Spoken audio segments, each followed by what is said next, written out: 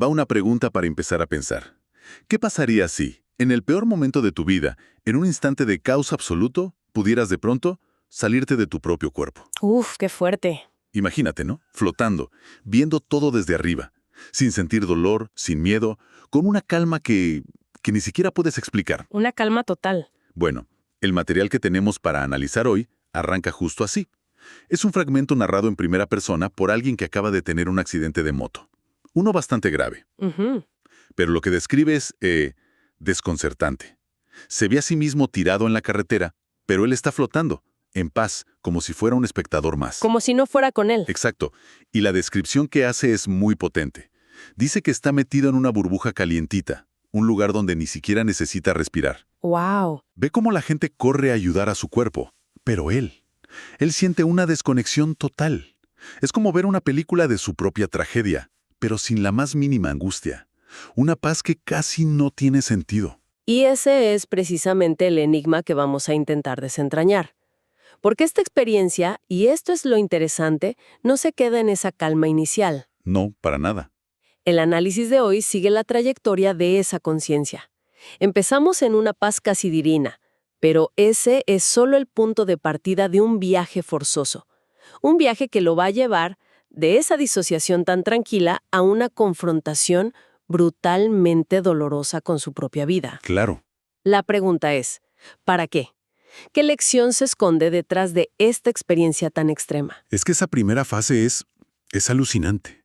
A pesar de la gravedad, de ver su propio cuerpo ahí tirado, su estado es de una paz que, dice él, no puede ni describir con palabras. Increíble. No le importa nada. El texto menciona que sabe que tiene una esposa que se va a preocupar, pero ni eso le afecta. Al contrario, afirma que su vida ahora tiene sentido. ¿Cómo puede tener sentido justo en ese momento? Es una contradicción total. Y espera, porque aquí es donde la cosa se pone todavía más extraña y hasta cínica, diría yo. Mientras está en su burbuja, observando todo, ve que las personas que supuestamente lo están ayudando, le están robando. ¡Ah, no! ¿Sí? Le sacan el reloj, le revisan la cartera y le quitan 200,000 pesos. ¿Y su reacción es? Ninguna, cero. Ni rabia, ni impotencia. Nada. El texto dice, y cito, observo como si lo supiera todo.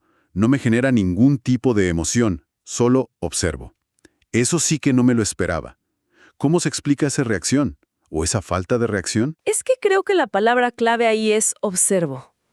No es que sea indiferente, como si no le importara. Ajá. Más bien, parece que su capacidad para sentir esas emociones terrenales, la posesión, la injusticia, el enojo, está temporalmente apagada. Es como si la parte del cerebro que se encarga del ego, del esto es mío, estuviera, digamos, desconectada. O sea, no es que no le importe, sino que simplemente no puede sentirlo en ese estado. Exacto. Es una perspectiva completamente alterada. Un estado de conciencia puro, sin filtros.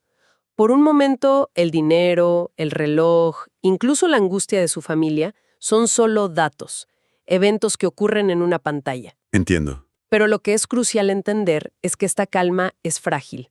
Es una especie de anestesia, antes de una cirugía muy profunda, y esta, sí, sin anestesia. Esa burbuja está a punto de reventar. Entiendo. Así que está en este estado de observador puro, casi como un dios chiquito, que todo lo ve. Pero eso no puede durar para siempre, ¿verdad? Algo tiene que romper esa calma. Y lo rompe de una manera muy física, muy visceral. Totalmente. Él lo describe como si algo me aspira. Siente un vértigo tremendo en el estómago, pero lo curioso es que lo compara con algo placentero, casi como una sensación sexual. ¡Qué detalle tan extraño! ¿Sí?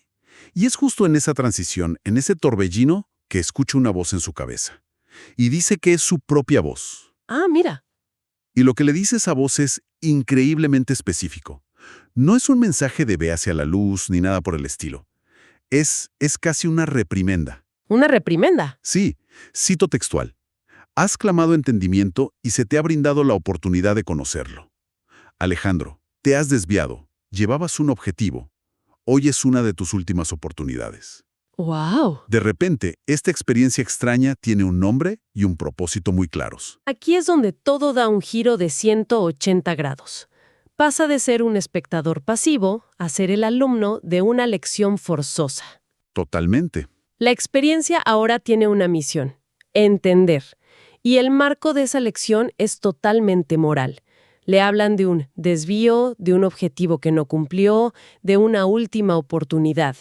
Toda esa paz inicial era apenas el calentamiento para lo que se venía. El verdadero trabajo, el doloroso, empieza ahora. Y vaya que es doloroso. Inmediatamente después de escuchar esa voz, la fuerza lo arrastra a un lugar muy concreto. La cama que compartía con su expareja, Claudia. Uf. Y la sensación que lo golpea es el opuesto absoluto a la paz del principio. Lo describe como un frío tenebroso y esa vieja impresión de abandono que siempre llegaba después de alguno de mis alocados consumos de alcohol. O sea, directo al núcleo del problema. Fíjate que el lugar no es casual. No lo lleva a un recuerdo feliz. Lo lleva al epicentro de su dolor, de su desvío. Es el ancla emocional de su fracaso. Claro. Piensa en ello como el epicentro de un terremoto. La experiencia no le muestra un mapa de la falla geológica. Lo transporta directamente al punto exacto donde todo se quebró por dentro. Antes de poder entender el daño que le hizo a otros, lo obligan a revivir y sentir en carne propia su propio vacío. Tiene sentido, como si tuviera que recordar primero el origen de todo. Y a partir de ese momento, el viaje se acelera, pero ahora el foco está puesto en el dolor que él causó a los demás. La siguiente parada es la casa de sus padres. Es una escena desgarradora. Ve a su madre en la cocina, llorando el silencio, apenas sosteniéndose. Y ve a su padre completamente quebrado, golpeándose la frente con el puño y preguntándose al aire: ¿dónde estará ese muchacho? Dios mío, ¿dónde está? ¡Qué imagen tan dura! Y sin darle tiempo a procesar, la escena cambia de nuevo.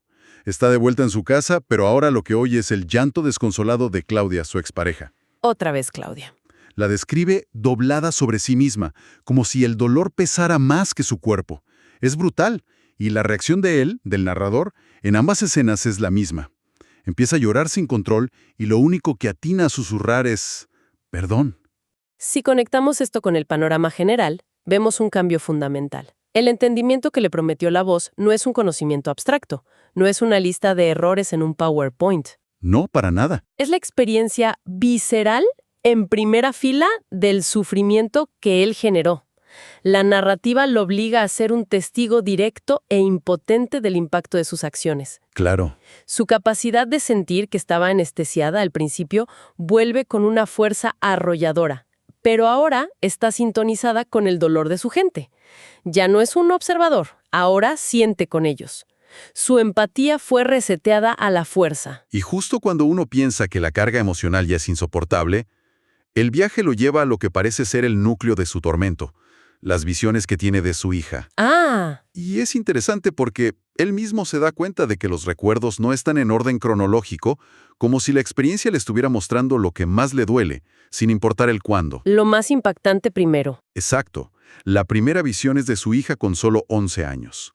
Está en la casa de una vecina, temblando de miedo, y la escucha decirle a la señora entre sollozos: «Papá está borracho, tirado en el suelo de mi sala. No puedo levantarlo y tengo miedo de que se muera». ¡Ay, qué terrible! El narrador confiesa ahí mismo que esa imagen, ver el miedo puro en los ojos de su hija, lo atormentaba.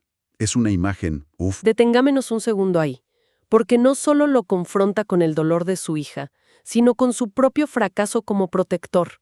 La emoción primaria que le está mostrando no es tristeza, es terror. Es terror, ¿sí? El terror de una niña que ve a su figura de seguridad convertida en una fuente de miedo.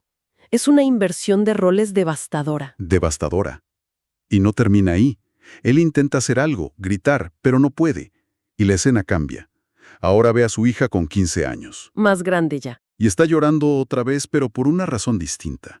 Unos chicos le están mostrando un video en un celular. En el video se ve a su padre, a él, tirado en la banqueta con un par de cervezas al lado, mientras otros se burlan y le hacen preguntas idiotas. No, qué humillación. Uf, esa segunda imagen es brutal.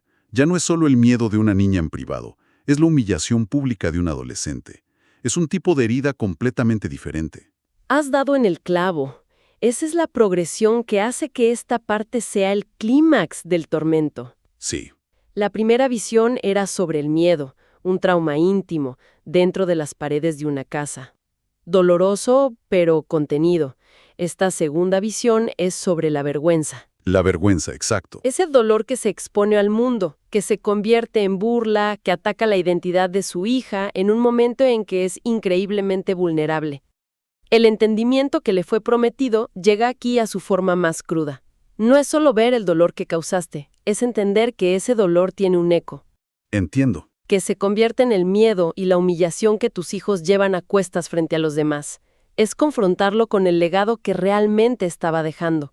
Es una trayectoria increíblemente dura.